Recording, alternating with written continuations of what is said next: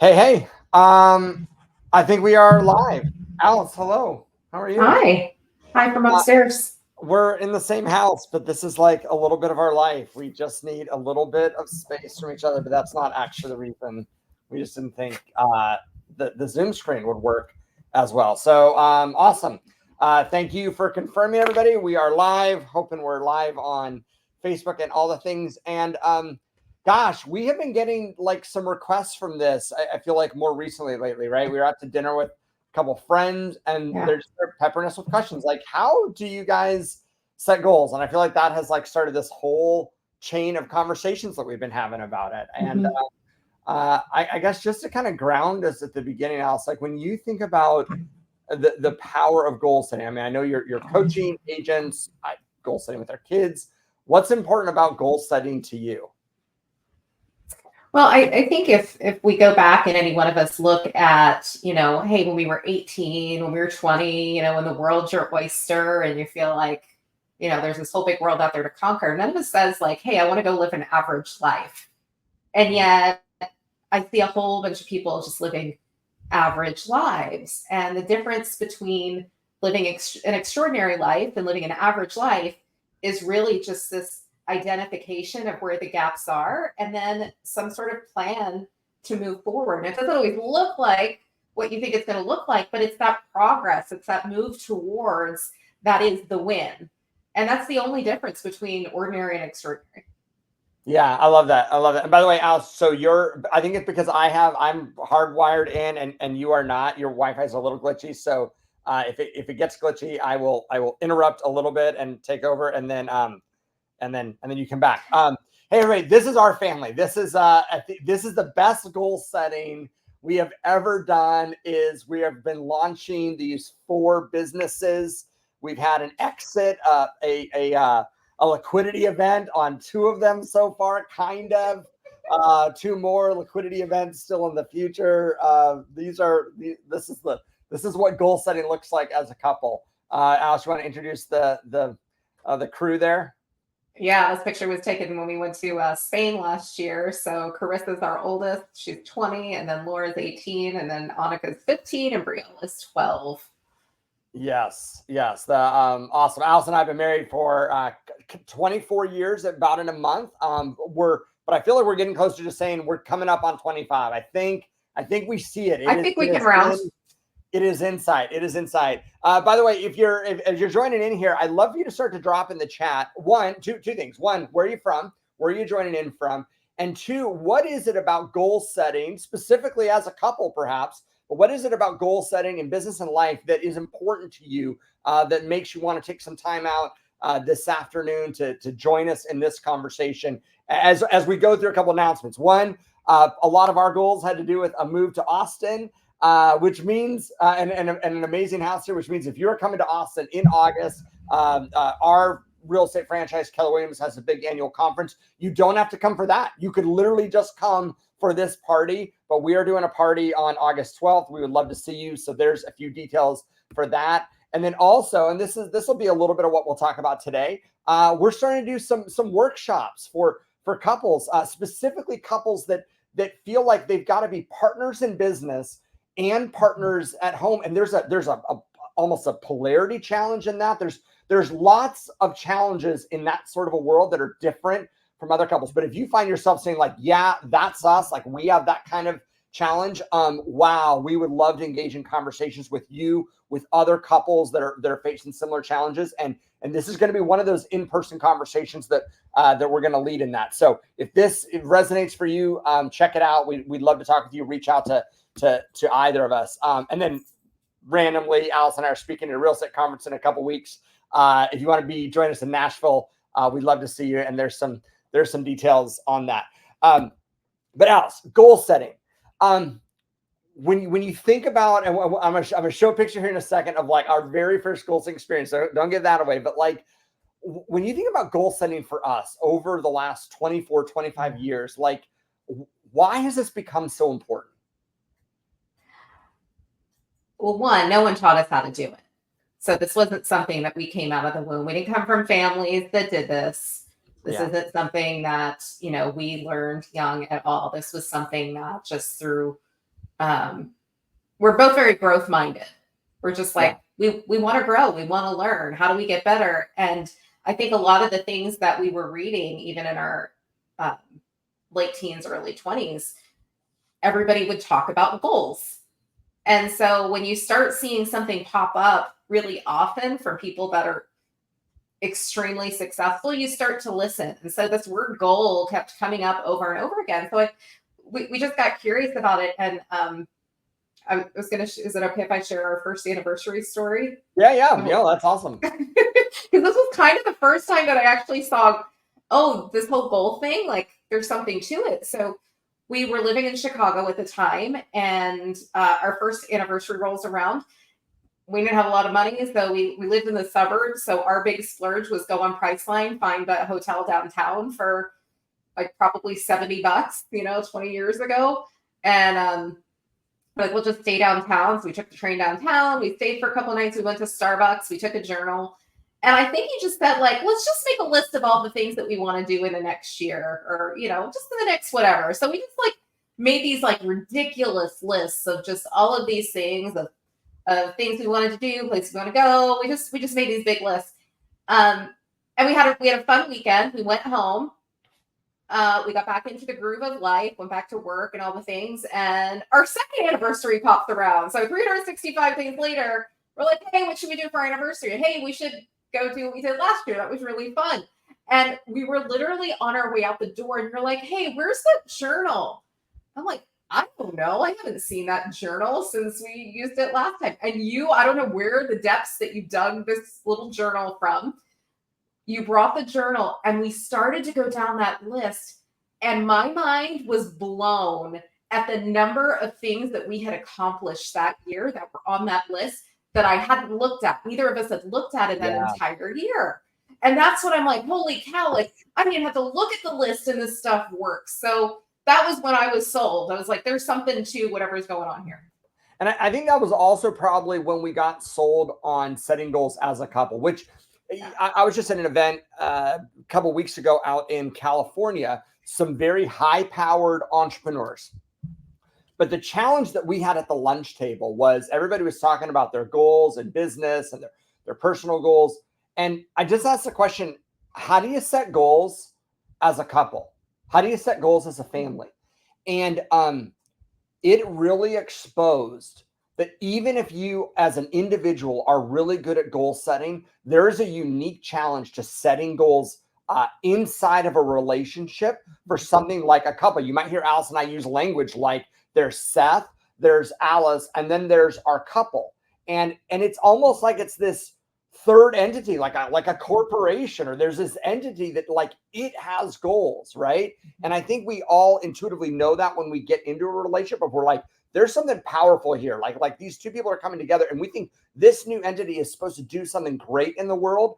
And then the day-to-day life happens and it can get really, it can get more challenging, right? It looks good on paper. So I'll also say this, if you're listening to this and you've already tuned it out because you're like, can I tell you how much I hate the word goal? You're not alone. Alice probably tunes it out way more than me. But here's what we know. Like, when we find that we are in a season that feels off balance, right? Like you got a whole bunch of business goals, you're working really hard in business, and personal life is suffering.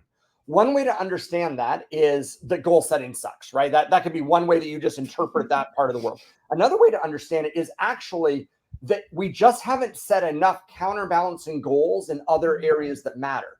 Why? Sometimes because it's hard, right? It's really easy to set an income goal. And it's really easy to set a business goal, right? It's like there's numbers, there's metrics. You look at them, you can see it on your tax return. You can see it in your bank accounts.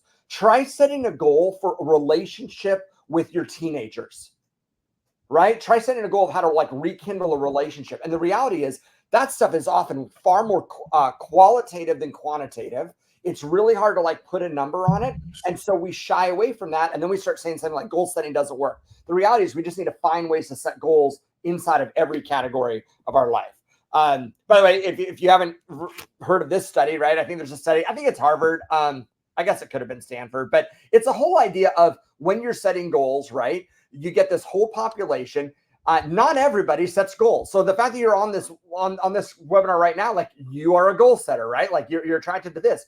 But secondly, not everybody sets written goals. So even when you do goals, you're not necessarily setting goals in writing. Remember, part of it's good enough, right? I told you, or Al shared the story of we set goals, then we lost the journal.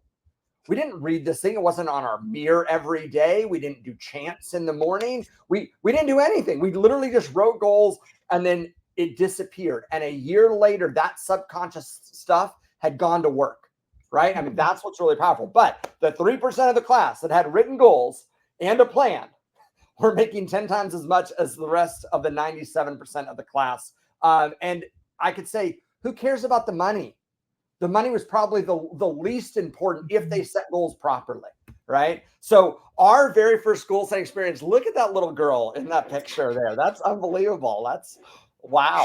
I don't even know what year this was, Alice, but who is this for people that don't know? Yeah, this is Jim Rohn. I'm going to say circa 2004, 5, 6. Yeah, really, really early on. I'm wearing the same black shirt in that photo as I am today.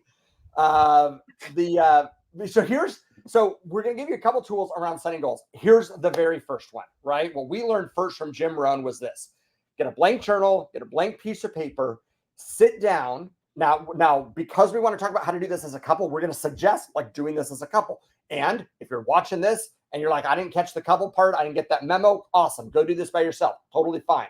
But here's the strategy. One, you just start to brainstorm goals.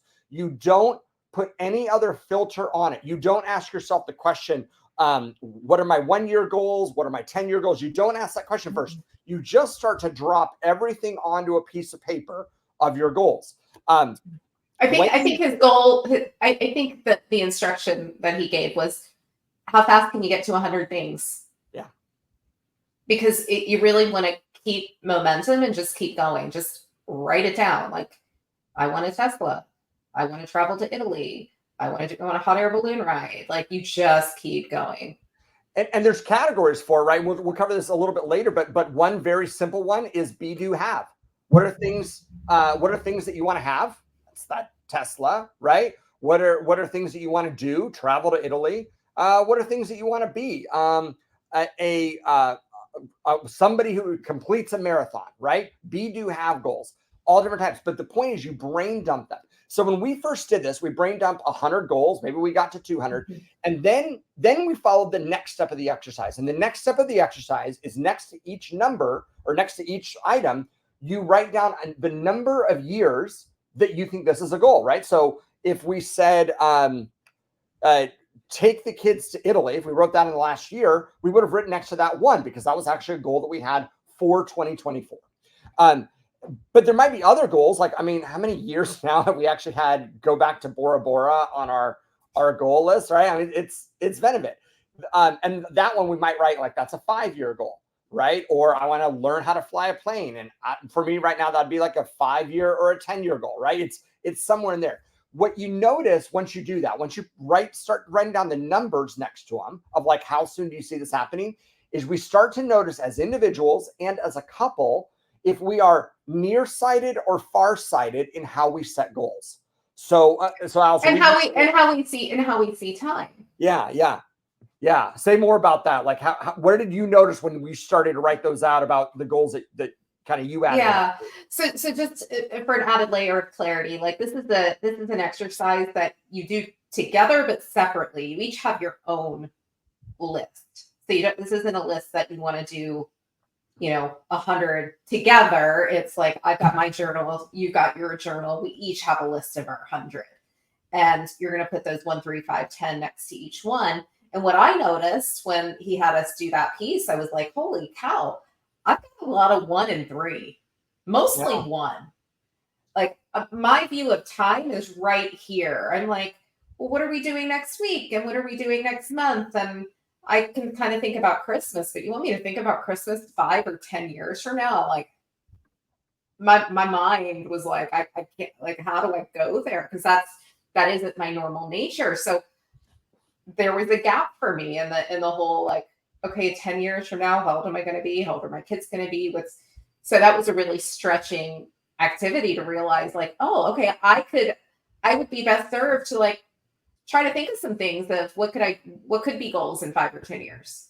Yeah. It's interesting you say that. I would venture to guess that our entire planet in around March of 2020 all started to get nearsighted with goals. Yeah. Yep.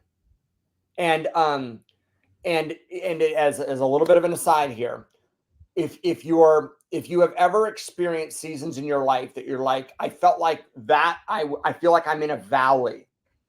I'm in a valley in life right now. And then you're like, but I remember a time that I felt like I was on top of the mountain. It was a mountaintop experience. We talk about that. And I think we mostly think about that as emotions, right? Valleys feel like sad. Mountaintop experiences feel happy. Consider for a minute that if you're actually out hiking in a valley or out hiking on a mountaintop, one of the things you experience in those two different environments is how far ahead you can see. When you are climbing at the top, you can see really far. And I don't know about you guys, but like we went into COVID having a bunch of 10-year goals. And COVID started to like rock the world of like, I can't see 10 years in the future right now. Like, I don't know if there's going to be worldwide travel in 12 months. Right? When that happens, it's almost like the goals just pull closer. And we've got to actively work to actually pull them further out in our mind. So the very first exercise, we probably got to move faster, is you start to put 1, 3, 5, 10 by step to figure out for yourself and for your partner, do you tend to set short-term goals or long-range goals? Now, there could be, let's say that all of your goals were like give away $1 billion, retire and buy an island, own a private jet.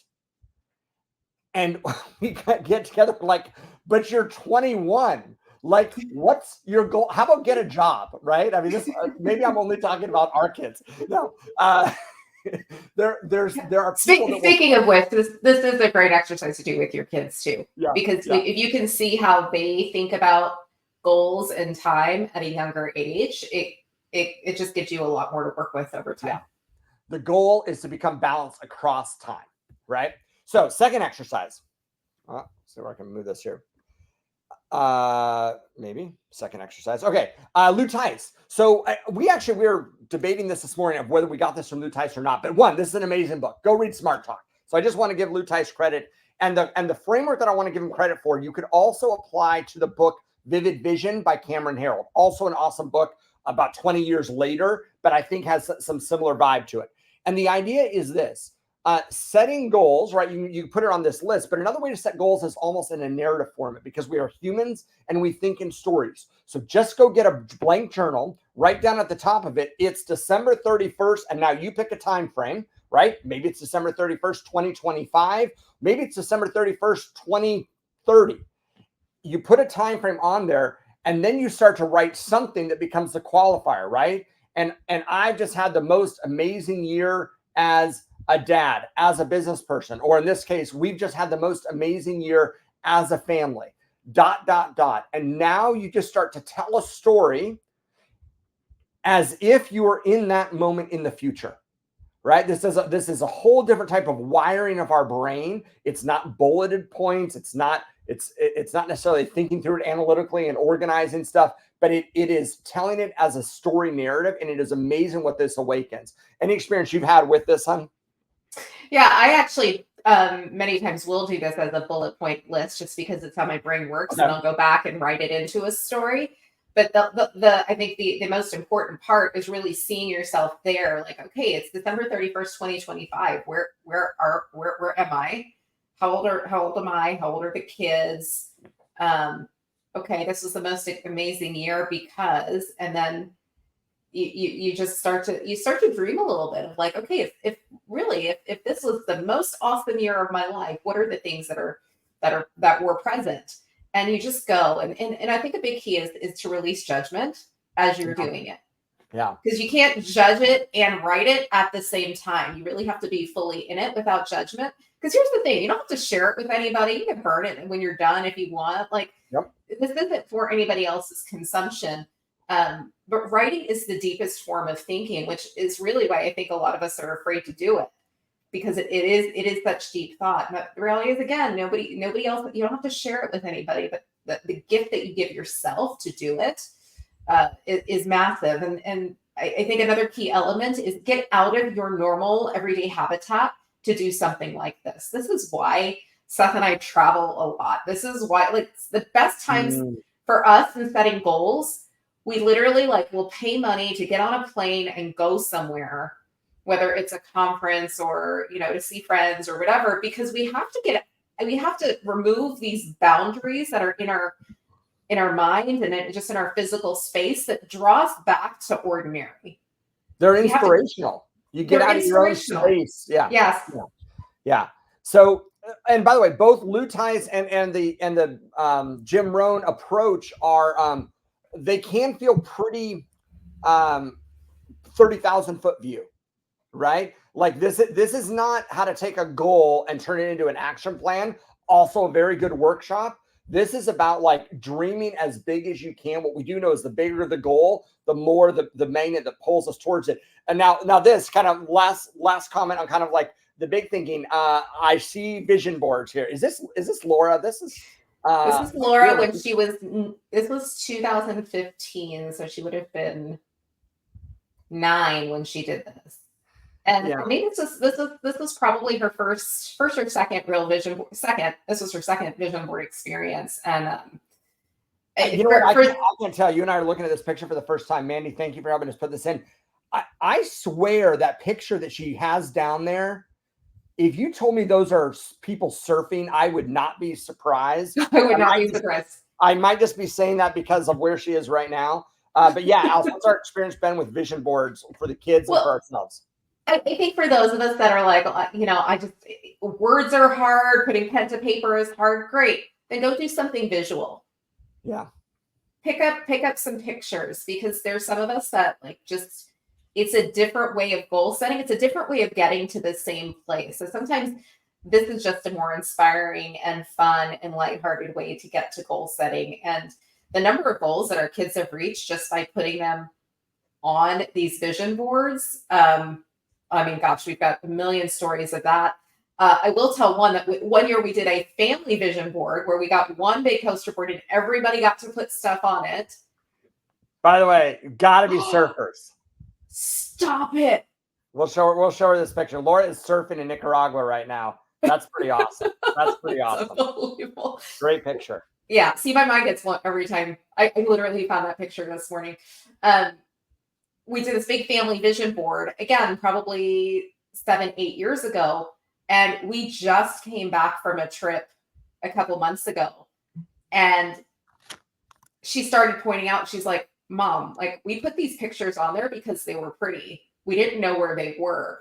And we start reading where they actually were. And they're places that we have visited in the last year to 24 months. Now, this thing hangs in our kitchen. We walk by it all the time, but nobody's ever standing there looking at this vision board. Yeah. I love it. I love it. So now let's make it a little bit more practical. So we just talked about vision boards. We just talked about this exercise of like bullet points and writing numbers next to them for the years. And then we talked about this perspective of it's December 31st, 2025. We've just had the most amazing years of family, ... And now we start to describe it. All 3 ways to kind of access the imagination. Put on your list of books to read The One Thing by Gary Keller. That's the name of the book. I can show it right here. I don't collapse all these books here. No, wrong one. Sorry. That's not it. The One Thing by Gary Keller. And he has this idea in here of goal setting to the now, right? And I'm sorry, this is so hard to read, but I can just say that that middle image, it says goal setting to the now. The top of it says someday goal. It says, you know, what's the one thing I want to do someday? And then he kind of drills it down to say, well, if that's my someday goal, then based on my someday goal, what's the one thing I need to do in the next 5 years? And then based on my 5-year goal, what's the one thing I need to do in the next year? And then based on that, what's the next thing I need to do in the next month? On and on and on. And the idea is setting a big long-term goal And by the way, if you find that you're only good at short-term goals, you don't know how to set long-term goals, maybe we'll get a chance to talk about that too, because there is a strategy.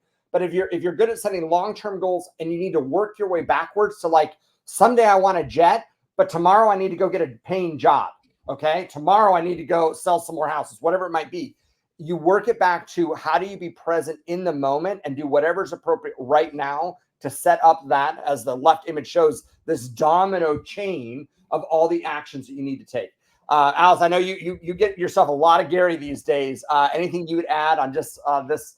I'm not gonna add to this one because I think a lot of us that are already in these fields that are we get a lot of this. I'm gonna speak for a second to maybe the spouse or partner that this would like scare the living daylights out of them. And I'm gonna give you a different way to get to the same place, and that is simply with the prompt.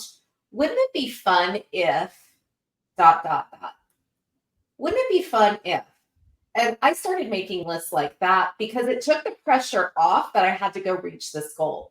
But it gave me permission to dream, where some of this stuff I felt like, holy cow, if I write this, then now somebody's going to hold me accountable to it. And I don't like how that feels. So I started to make lists of, so maybe you've got a partner that's like, I don't know about all this stuff. Okay, well, what are some things that would be fun? Well, wouldn't it be fun if we had a personal chef one day? Wouldn't it be fun if, I'm going down my list, right? Wouldn't it be fun if I had a personal shopper that like went through my closet every season and like made clothes magically appear and disappear? And wouldn't it be fun if we had a house in 4 different seasons? And wouldn't it be fun if I phrase it that way, all of a sudden the pressure's gone and I can see differently and I can dream differently, as opposed to, well, if I write this goal, now I've got to come up with this concrete plan to make it happen. And now I'm stressed out. And so like, I just want to burn it all. And it's like, okay, how do we start from a place where it's comfortable to ease into some of this? Yeah, I love that. Love that. All right. So second concept that we want to talk about today is, if the first idea was like how we set goals, we want to talk about this idea of balance. And this is actually another tool on how to set goals. It is also a tool that we want to put in right here because it is the tool that I think is the tool that helps us create the most balance in our life, right? And it is simply a way of well, it's called the Wheel of Life. Go Google it. There will be 1,000 options for you, right? I like to give credit to Tony Robbins here, but the reality is go Google it, find somebody that you respect, find one that you like, and then go give credit in your life to whichever version of that is. I have no idea how old this is, but the Wheel of Life, there's a couple different ways you can use it. And Alice, I'm curious to know, I know you do like women's events and you've used it in there, but generally speaking, it's this: you take a wheel, you divide the wheel into slices of a pie, right? And each pie slice represents a different category, right? This is why when people, if you just did that category of like, hey, write all your goals, the problem is that prompt, B do have that qualified it a little bit, but you didn't make sure in that list that you had health goals. Be like, crap, I totally missed it. Or you didn't have family goals or relationship goals, and you felt like I was so focused on business. The Wheel of Life is what helps us make sure that we are focused on all of the areas that we want. So in this one, I mean, it looks like business, career, finances, health, family and friends, romance, personal growth, fun and recreation, physical environment. I think this is a great one, right? Go find another one that you like. Somebody will have 5 pie slices, somebody will have 7, somebody will have 13, whatever. Then we would rank ourselves, right? Just how are you feeling about it? It doesn't matter. Rank yourself whatever you feel like right now, and then just simply ask yourself the question of what would it look like to expand this circle, right? Maybe you rank them and they're all 2s and 3s. Like, great, I just want a bigger circle all the way around. But the other thing you'll notice is a flat tire. And Alice, how do you, when you do this with clients and you see a flat tire, what does that look like? Yeah. So one, don't judge the number, because my number 6 and your number 6 mean different things. That's not the point. It's not to compare it with anybody else's. It's more for you to have your own baseline with, okay, where am I? And if I'm at a 6 and I want to get to an 8, what might make that possible? And again, to be aware of where am I really good at setting goals and where do I have no idea how to set goals. So John Acuff actually did a study where most people, when they talked about where they wanted most improvement and what they wanted to excel in, were their relationships. And the area that people set the least goals in is actually relationships. Because again, we're not taught what that looks like. How do I set a relationship goal? It's like, I said yes, like when we got married, it was like, all right, we're good, right? And it's like, that doesn't work. But nobody taught us any different from there. So it starts to expose where we have just gaps in our thinking and opportunities to grow. So when you see the flat tire, right, like one that's like totally off from the rest of them, here's the key. Just because it's the flat part of the tire doesn't mean that that's actually the one you have to work on. Because momentum in any one area is going to give you momentum in others. So the first piece is just the awareness. The awareness that it's flat might be enough for you to make some changes in it. And you might say, you know what? Now the health one has been down there at a 1. Like, I really want to move that to a 3 or a 4 in the next couple months. Like, so here's where I want to move some focus and priorities. So, well, okay. So Wheel of Life, here's another way to think about balance, right? We talked about this earlier. Be, do, have. If you find yourself, you wake up at a point in life and you're like, I feel like I am so materialistic and I don't care about all this stuff. And I can't believe I've spent the last 5 years chasing bank accounts or chasing awards or whatever else. It might be because 5 years ago, you didn't get a chance to recenter your goal setting process with language like be, do, have, right?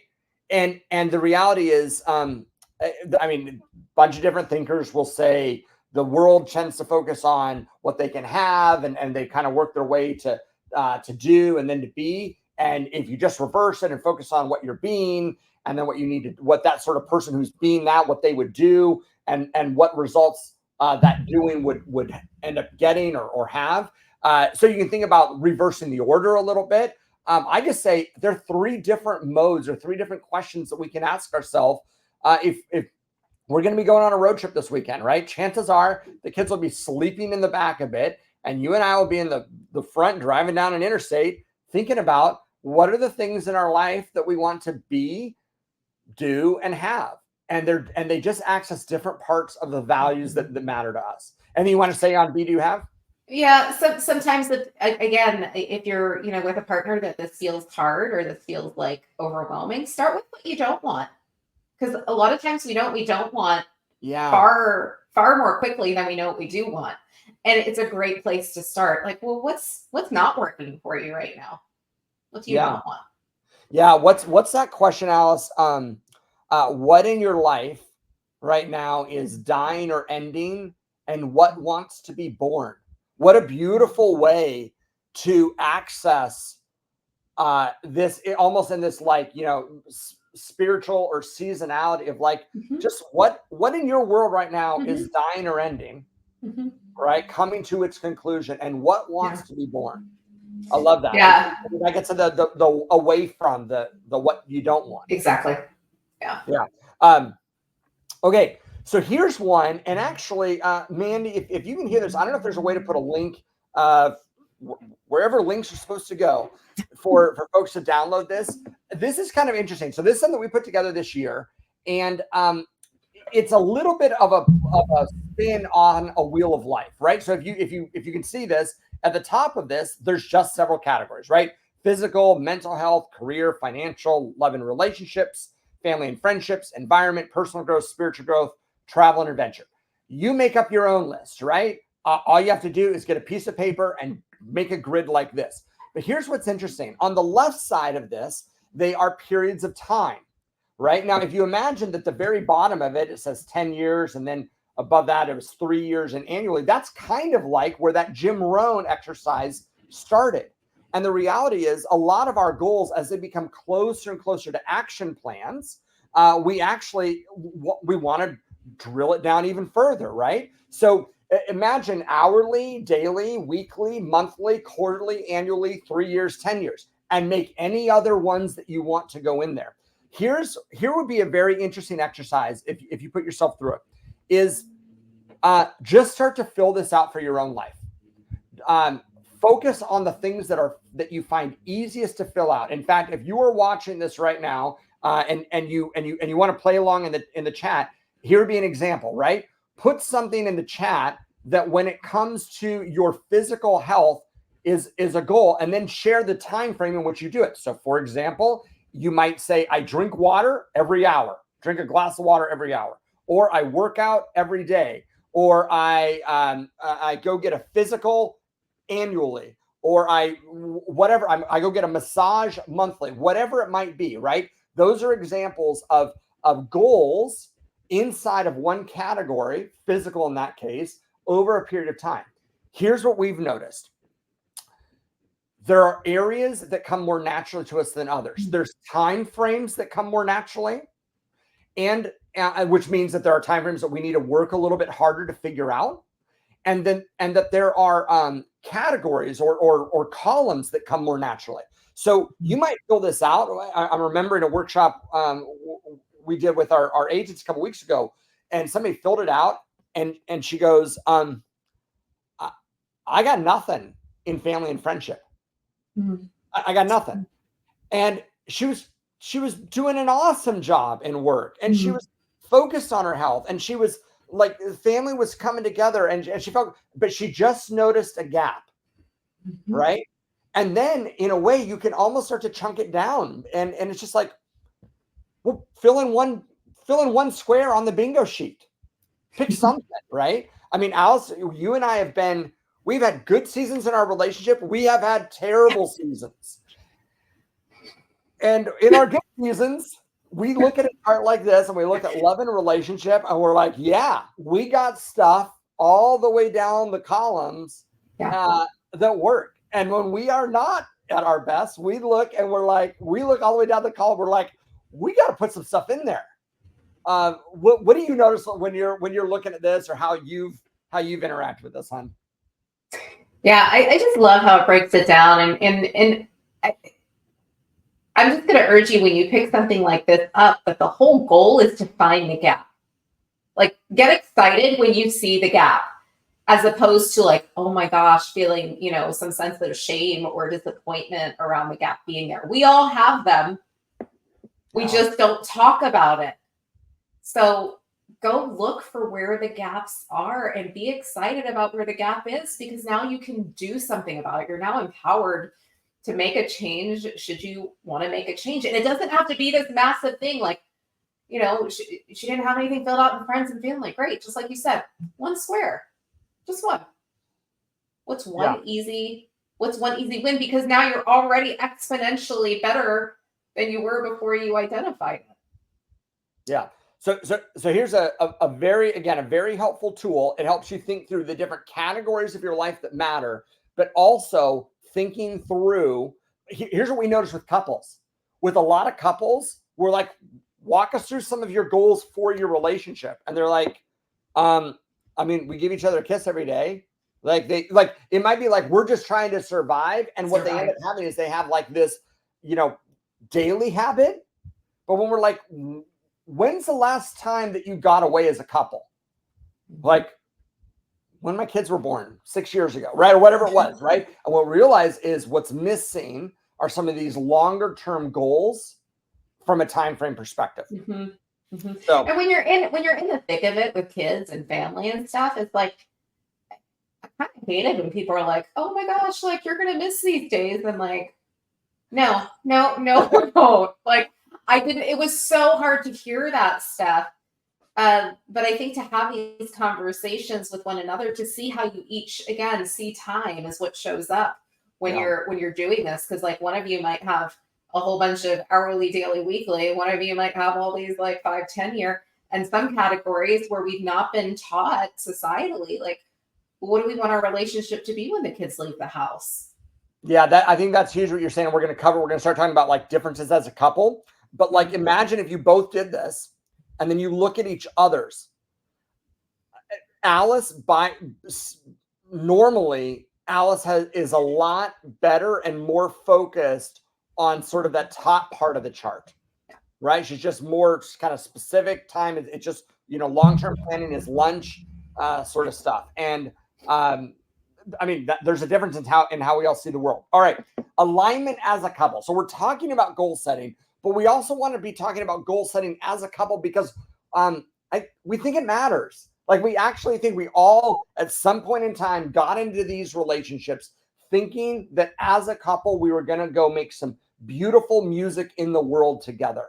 And that requires, I mean, just imagine two singers. I mean, Alice, could you imagine two singers singing and one of them is off key all the time? Could you ever fathom that happening? That would be terrible. Or drumming terribly together. Setting goals together requires being in alignment or in attunement. So here's a few of the exercises that we found over the years have been helpful. I know you love this one, Alice. Why don't you explain the one thing core values exercise? You can got one there. I do have one right here, so I'll just whip mine out. So I got these values cards, and I think it's really important for us to assess what our values are at least once a year, if not more. But it just has it takes the thinking out, in that you've got all the words on the cards and you can like lay them out. So it's a fun kinesthetic exercise. But there's a lot of times I will ask clients like, well, do you feel like you're clear on what your values are? I'm like, oh yeah, I'm clear on my values. And I'm like, okay, well, what are they? And they'll be like, oh, well, family and faith and love. And like, they'll give me all these words that are good words.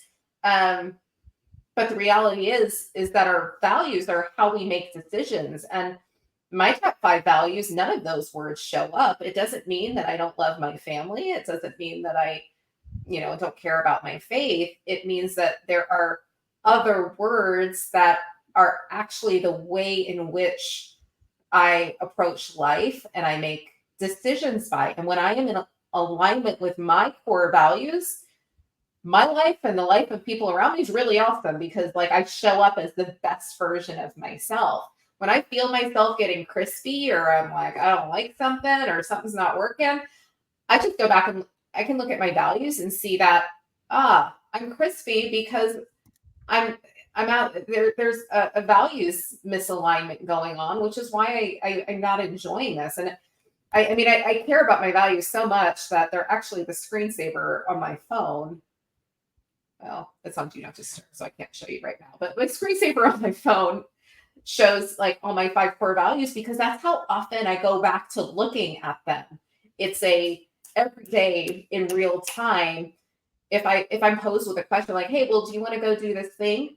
I actually go look at my values. I'm like, how does it align with my values?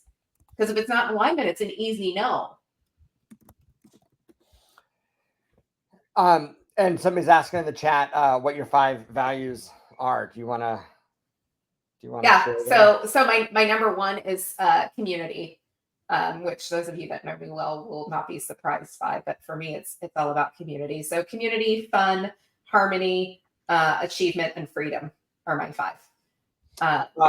I'll give my 3. Alice is obviously superior to me. That you are. We judge you based on how many values you have, Alice. No, but here are my 3 at this season of life. Right, financial stability, freedom, and impact. And what's interesting when you start to do that is for me, those are in order now, because I realize it's hard for me to think about freedom if my financial stability somehow got rocked. Right, and if you go through an economic downturn, you might get back to this almost like Maslow's hierarchy of needs. But then I find like when it's freedom and impact, like, would you want to have the biggest possible business up there? I'm like, not if it violates freedom, right? Like I will sacrifice impact to have the freedom that we want as a family to travel or do what we want. So there's 3 core values, but even ordering them inside of that, there's a fantastic NLP coach is actually on this webinar today. If you want his information, reach out to us and we'll connect you. And he's one that we did a values align or exercise with on how to actually stack your values and think through that way. So again, write down a values exercise. I love this quote: when your values are clear, your decisions are easy. And by the way, as a quick aside, when I say that quote, I think back to you and I doing buyer or seller meetings with people wanting to buy or sell a house. And here's what we realized, guys. We have been doing goal setting for couples for 20 years. We just didn't know to call it that, because when we actually look back and think about what really lit us up about working with buyers and sellers, which we still do mostly through me, but what really lit us up about that is we would sit down with folks and we would actually help them envision their best possible future, of which a new home was absolutely a part of it. And we would help them get clear on their values and come up with an action plan. It is goal setting in such an important area of life. So if you are a real estate agent listening to this, thank you for the work that you do of helping everybody in your world create and achieve goals. Yeah. One last thing I'll say on the values is they're your words, and all that matters is what the word means to you. Yeah. So, somebody else might have community as their number one value. It could mean something entirely different to each of us, because we each have our own internal representation of the word. So this isn't about my values are better than your values, your values are better than somebody else's. It's like, they're just your values. And once you get clear on them, there is an amazing, liberating feeling of realizing you don't have to say yes to everything. We're in a society that talks a lot right now about where do I say no? How do I draw my boundaries? You draw your boundaries based on what your values are. Yeah, I love it. Come on. By the way, talking about alignment as a couple, I just want to put this out there that if you find that you got into a relationship with somebody and you're like, this was perfect, we saw everything the same way, we did a values exercise, we were totally in alignment with our values, and I don't know what the hell happened to her, right? Or him, right? Here's what happened. You're doing what would happen on a trapeze artist or kids on a seesaw. You are naturally living a bigger and bigger life, and as a couple, you are creating the counterbalance, right? So the more focus that I get on work and building something big at work, guess what Alice focused more on, right? She focused more on making sure that we were having an amazing home journey and things with our kids. Like that's what teamwork can often look like. And so just understanding that doesn't necessarily mean that you picked bad, you made a wrong turn somewhere. That can actually be that you are counterbalancing each other's personalities on purpose. We see each other do that now with time, right? And let's focus on appreciating each other's differences. Understand each of your personalities and tendencies as it relates to goal setting. All right, so we talked about the counterbalancing there. So here's some examples, right? Who sees the big picture? Who can see the details? There's not a right or a wrong version of this, right? Who sets short-term goals? Who's better at setting long-term goals? Who sets away from goals and who sets towards goals? Now, that might be an area, I guess, if you subscribe to Tony Robbins, Tony would say away from goals will really get you motivated into action, right? You have a heart attack. You don't ever want to have that happen again. That's an away from goal, right? A towards goal is needed to have kind of a long-term success with something, or you'll just experience burnout, or fluctuation with it. But these differences are what make couples great. Alice, anything you want to share on those? Well, yeah. I mean, there's times where I've seen couples, though, that, who can see the big picture, who can see the details, where they both see the big picture, right? And nobody sees the details. So again, it's just exposing a gap of all right, where do we need to be more mindful so that, when we go to Bora Bora, somebody remembers to bring a passport. That would be helpful. That would be helpful. It's also a little bit, you could use language like, who's the black hat thinker in the relationship, right? But again, over time, what can happen if you don't notice that what you're doing is counterbalancing, you'll just start to label each other. You're two sunshine and rainbows. Well, you're always looking on the, glass is half empty. Well, once you realize that you're playing a role, you can just say, let's switch hats for a minute. You get to wear the what's possible hat, and I'll wear the what could go wrong, or what I want to move away from, or whatever it might be. that's actually a real gift to each other in that Yes. process. Yes. I mean, I like this one, and we just wanted a picture. Who's more head in the clouds? Who is more down to earth? Just imagine, in a lot of couples, you'll have something like, she grounds me, right? And somebody who's sort of above it all, dreaming at the 30,000-foot view. Those are attributes of an amazing couple at work setting goals. We got this tip on here. Let the partner with the biggest vision lead. Do you remember where we even heard that at first? I don't, but it has really become a staple for us as we've gone through life and made some really big decisions. I think I remember early on when we would hire employees, right? We might interview two people, and one of them is like, hey, this would be like an entry, this would be like $30,000. This one would be like $50,000. And we'd have this conversation of like, well, that's a lot of money. So it must have been a coach at some point that told us this. And they're like, which one of you has the biggest vision for what's possible here? And it could have been either of us, right? And what we would just say is whoever has the biggest vision leads. So I'll give you guys a practical example. Around 2019, where our kids are going to a new school, we switched them to a new school in Baltimore, and we just read this book on kind of a new philosophy of schooling. And Al's had a bigger vision than I did for a category of our life. Or you want to share that story? Yeah, the big vision was, well, why don't we just move to where the original one of these schools is? It happens to be thousands of miles away in Texas, but I think we should move to Austin. And that's really how that started. And you were not super excited about this at first.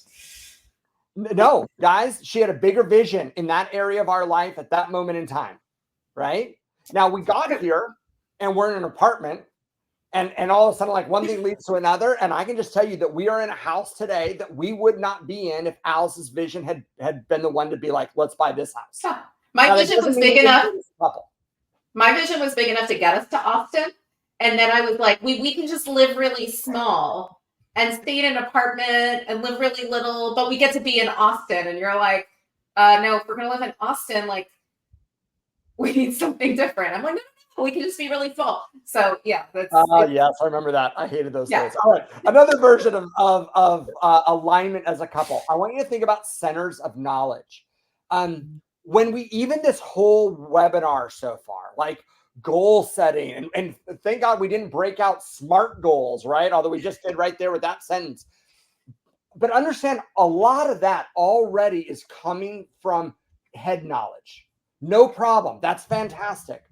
And understand there's other ways to access other parts of your being, and that one of you might access more than another when it comes to gut knowledge, right? Or heart knowledge. I would say that the decision to move to Austin, Alice did not justify it based on the tax structure of income tax in Texas versus Maryland. Not how she arrived at that conclusion, right?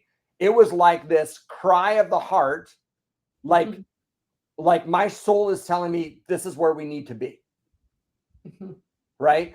Yeah. If you know that you have a tendency to lean on one of these centers of knowledge, consider that your partner probably has a gift in another area, and it's perfectly suited to complement each other. And Alice, anything you want to say about, gut, head, heart? Yeah, just going back to goals don't always have to be set the same way. So I think we've always thought, well, we've got to make this big list, right? It can look like the vision board. It can look like an affirmation or setting an intention. It could look like there are times for our family. Like we had a rallying cry around, our family making this move to Austin. And that was the goal, but it took the form of, just a one or two sentence phrase that our family all bought into. Yeah. When we around January 1st every year, I don't know if we got a slide on or not. I actually don't think we do. I don't think so. But we do one word, right? We go on and we paint canvases of here's our one word for the year. And a one word is kind of like an intention, right? There's not a lot, it's not one word with a business plan under it. It's like one word. My word for the year is habits. Alice, your word? My word for the year is invite. Yeah, guys, that's not out of the intellectual part of the brain, right? It's out of a different part of who you are that you might arrive at that. Think of that like an intention. And you might say, I hate setting goals, but I love setting intentions. Fine. Great. Fine. Semantics, right? With differences, but we want to encompass something that gets to all of that. And again, this is a part of the conversation on alignment, and all this helps create balance. The phrase rallying cry, if we're going to give credit where we heard it from, it would be the 3 big questions for a frantic family. Awesome book. Read this with your family. Read this if you don't have a family.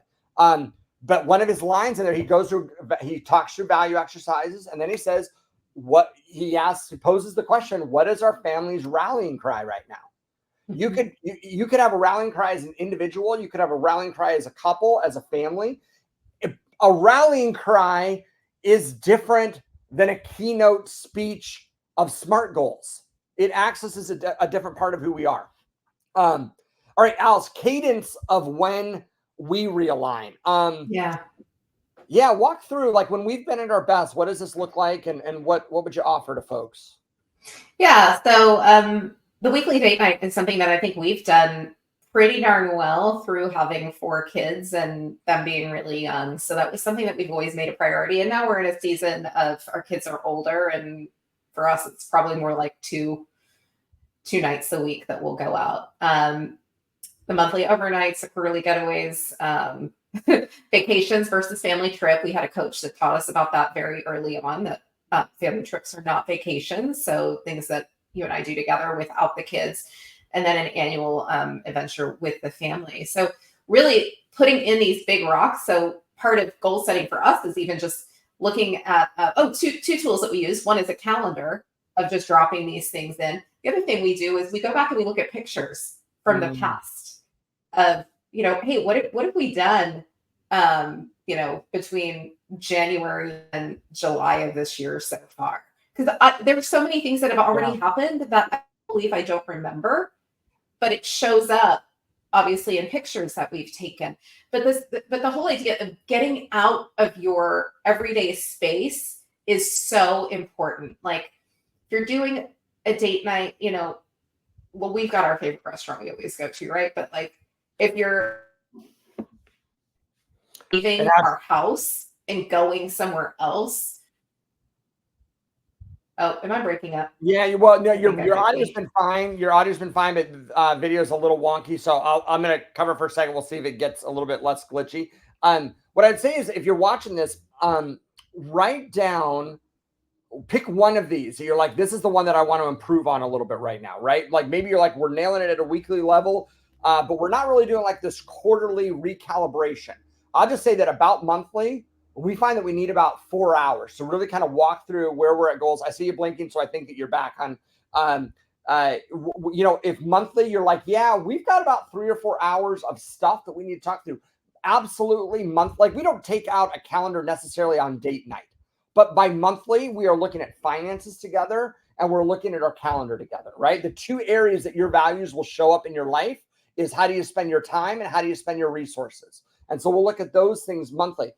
Quarterly, we'll find that we need, it could be like a 2-night getaway. Quarterly would be fantastic. And then, the difference between a vacation and a family trip, if you wonder what that is, it's this. If you have kids and you have gone on a trip and you got back from the trip and you're like, oh my God, I just got back from a trip, but why do I feel exhausted and feel like I need a vacation?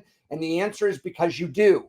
You didn't actually go on a vacation. You went on a family trip right there. And there's a huge difference. The last thing is the annual epic adventure. And this is just a goal that we are setting as a family.